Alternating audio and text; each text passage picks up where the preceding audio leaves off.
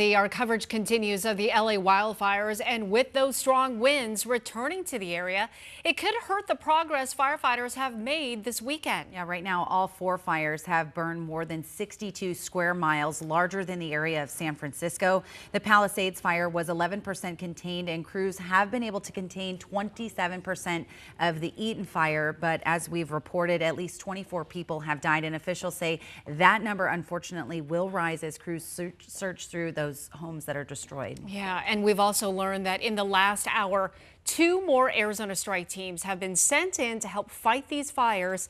This means now a total of about 150 Arizona first responders either in or on their way to California. So we want to go out live to the Pacific Palisades, where NBC's Jennifer Bjorklund is reporting. Jennifer, how are fire officials preparing for the strong winds that are expected back in that area?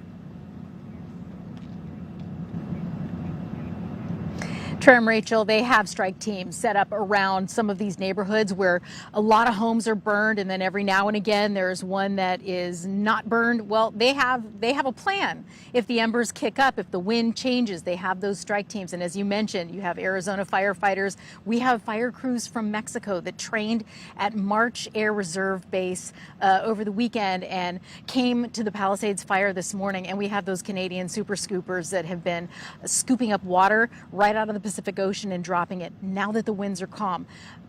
Those winds are going to kick up again, and they're expected to last through Wednesday. So a lot of hard work ahead, but the containment lines have been being dug for the last couple of days. Incredible when you think about all the crews involved. You know, you were just saying, obviously to the north and south of us, Canada and Mexico as well. You know, Jennifer, I was reading that Azusa police arrested a 39-year-old homeless suspect for alleged arson. He was just steps away from a small brush fire. They say that he actually admitted to lighting it. What can you tell us about this, and any other word of what caused any of the other fires? Yes, there was a district attorney press conference. That man could face 9 years behind bars if convicted.